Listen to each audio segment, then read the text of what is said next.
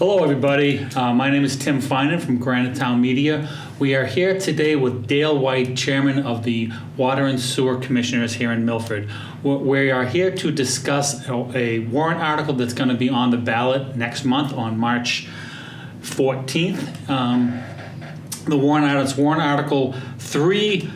I'll read the title here for you. It's Wastewater Treatment Facility Upgrade Project. This is a just shy of $24 million project that we're going to talk about, just to give the residents a better understanding on what this project is all about. So thanks for coming, Dale. You're welcome. So why don't we can you just start, and just for the folks that may not know, can you kind of tell us what the wastewater treatment facility is, a little bit of the history and that sort of thing?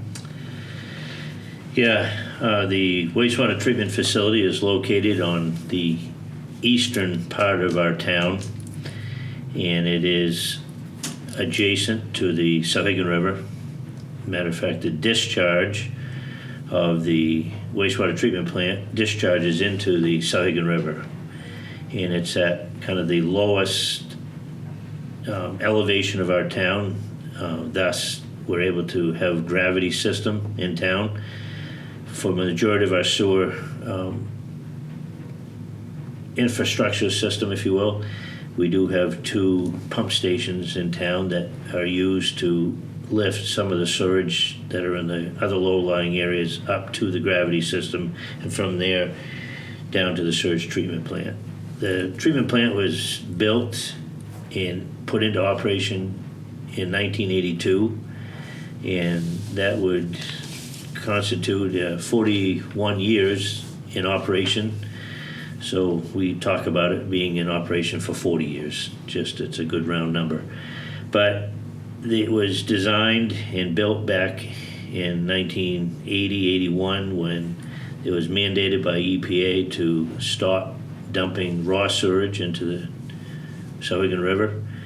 And at that time, the sewage system was discharged through the drainage infrastructure in town. There was a bunch of outfalls that dumped into the Souhegan River, and that was untreated. That was untreated raw sewage into the Souhegan River, and I can attest to that because we lived along the Souhegan River, and we fished there, and that was. We didn't eat the fish, let's put it that way. Anyhow, it was built, and for 40 years, that plant has been in operation 365 days a year, 24 hours a day, 7 days a week. Part of the running of that plant is overseen by the state of New Hampshire DES and also the EPA. And every 5 years, I think it is, there is a permit that is allocated or granted to the town of Milford to operate, and it's reviewed, like I said, every 5 years. And this last permit process, they mandated that that was in 2020, that in so many years upon that new permit, that we had to build some additional treatment to the process of the water sewer treatment plant. And in that, just to keep it simple, it's called a nutrient upgrade. And really, in layman's term, what that means is the process has to clean the raw sewage to a higher standard, and that is to remove phosphorus, it's to remove aluminums, the coppers, and to a higher standard of testing has to be done to prove that that treatment is working.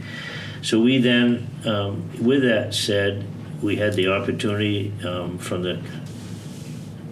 the U.S. government. They granted ARPA money, and in that ARPA money, the town of Milford Selectmen granted or gave us, the water sewer treatment plant, some funds to help the process of doing the engineering study, and then also additional funds to do some pilot studies, which was a great savings to the town of Milford for both users and the citizens, because if it hadn't been for that, those costs would have also been in this 23,900, and I think it's 953 million, $23,953,000.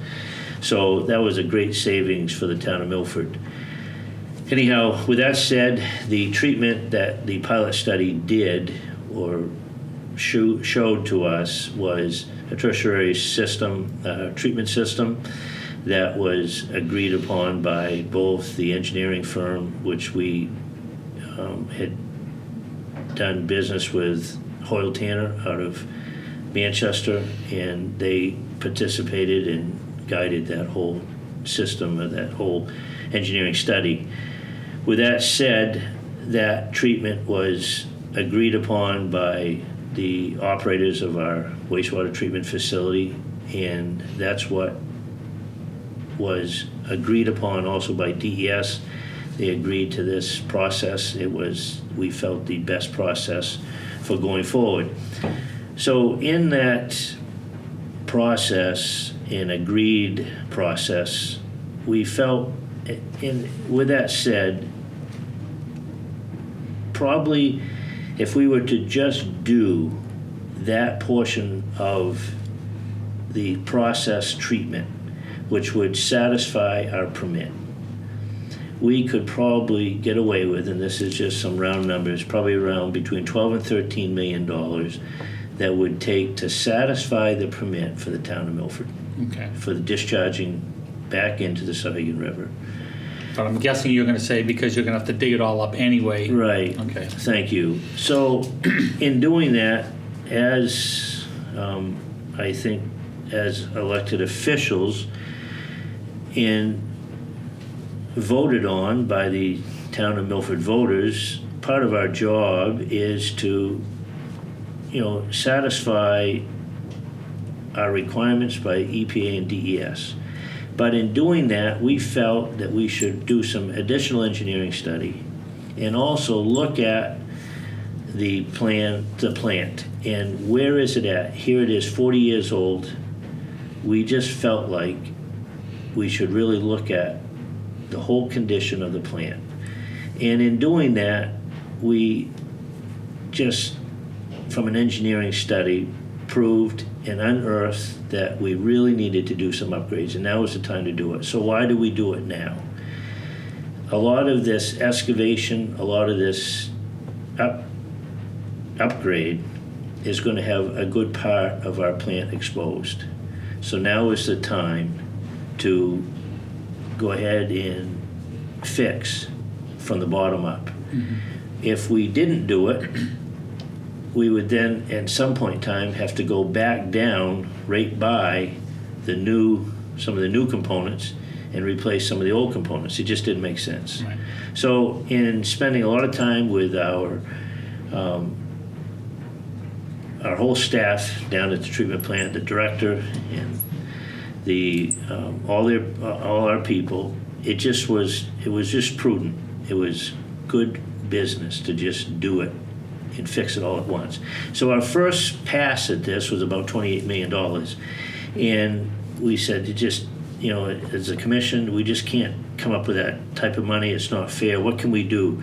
So we felt like we went to our people and said, hey, what can we do to downsize this project a little? So we figured we could take about $4 million out of that and do that over the next 1, 2, 3, 4, 5 years, do it through our budgetary component of our budget and do the work in-house. And that's where we came to the $23,953. So with that said, that's what we decided. The other thing that we did, there's just so many components to this project. There's the clarifiers, there's underground electrical duct banks that have really stopped working because they are just wore out. The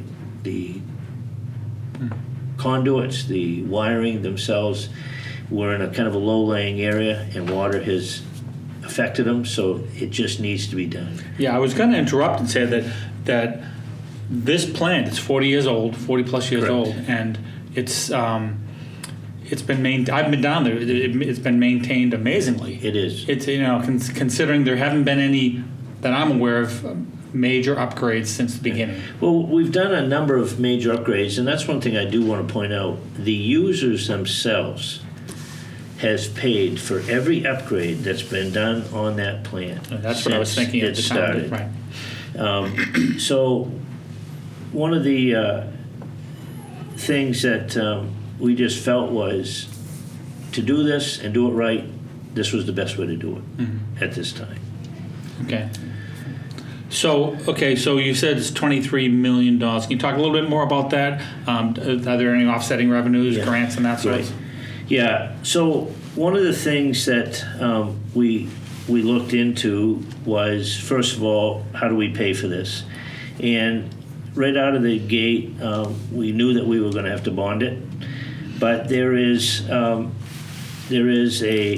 grant that is going to be able to be. Trying to think here what the I want to get the right name for that. Is that the SAG one, or is that a different one?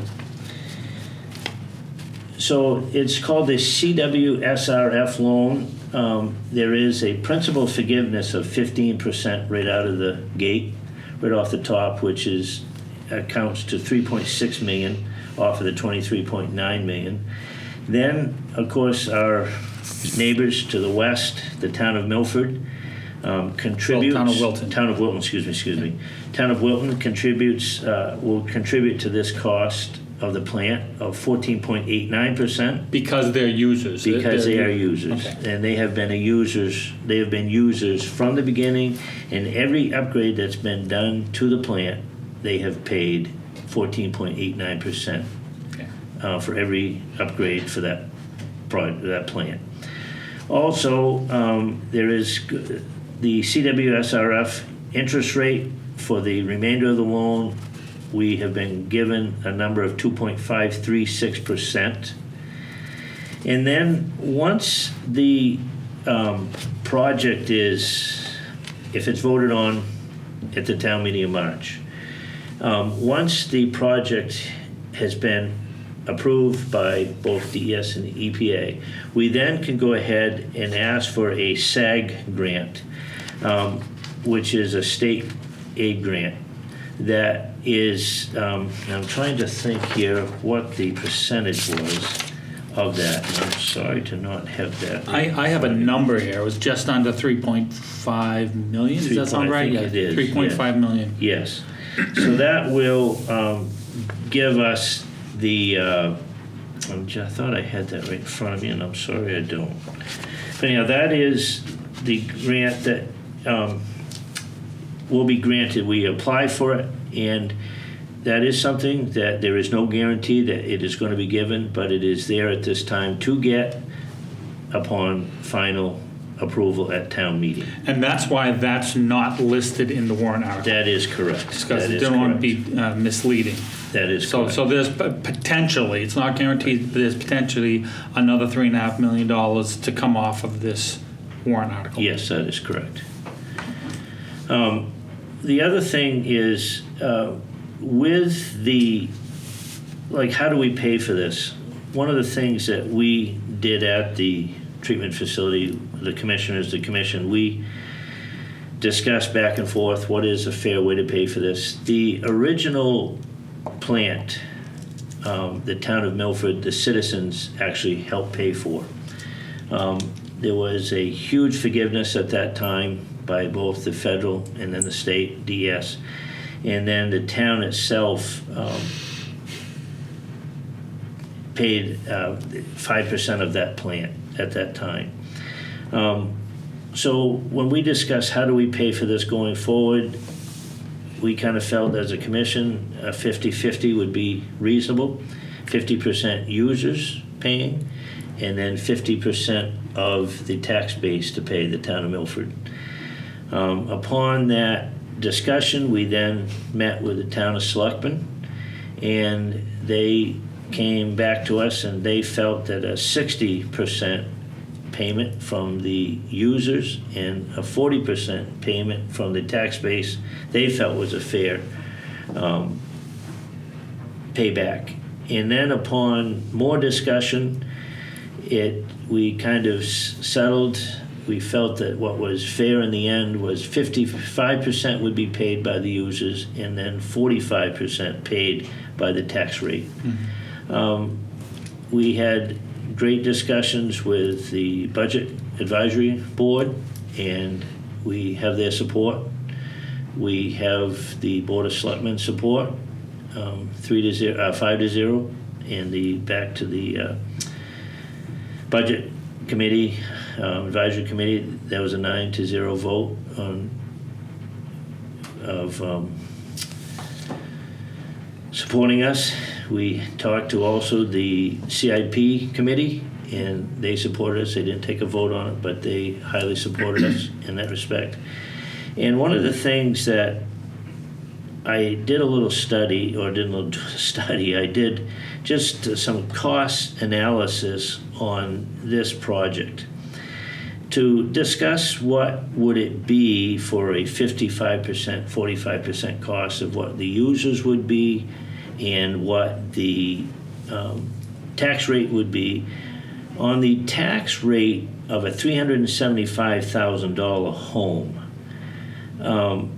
without the SAG grant, where there would be an increase in taxes of $7.85 a month in the tax rate increase at the time of the taxes that would be implemented, which would be probably around 2026 when the project is completed, would be the first tax bill.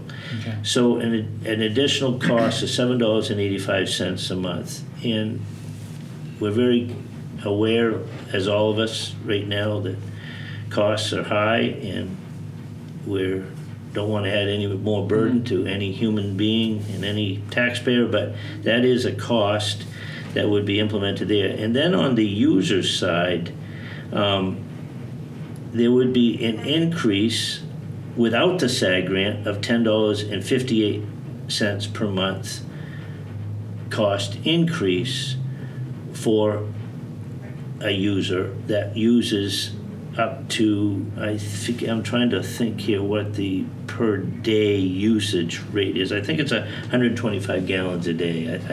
I know that's what it is.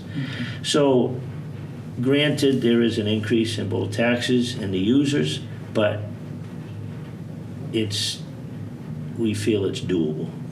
Let me ask a question. Myself personally, I am not on town water or town sewer. How would I benefit from this? Yeah, that's a great question. First of all, if you have a septic system, every so many years I'm sure you have your septic tank pumped. So you have the opportunity of bringing your septage. The septage carrier brings the septage to our plant. Doesn't necessarily have to bring it to our plant. There's other plants that they can take it to, but you have that opportunity to bring that plant. So in some ways, though you don't have to pay as a user, you do have the opportunity to dump that septage at our plant. And thus you pay to have that dumped in theory. Also, as there's many non-users in town, and they have schools that use our septic system, our septage wastewater treatment plant, all the town facilities, fire, town hall, police department, they all use it, Keys Field. So with that said, there is a benefit. Industrial base as well. Industrial base. One of the great things that I feel that we have in the town of Milford is our industrial base. And in the end, our industrial base helps keep our taxes at bay. They support a lot of employment in town, and I feel very confident that many companies that are in town from an industrial standpoint and that employ a lot of people would not stay in this town if they did not have public and municipal sewer. And if we didn't have that tax base the residential taxes would be higher. Would be higher. Absolutely. Absolutely. So what happens if we don't do anything? Well,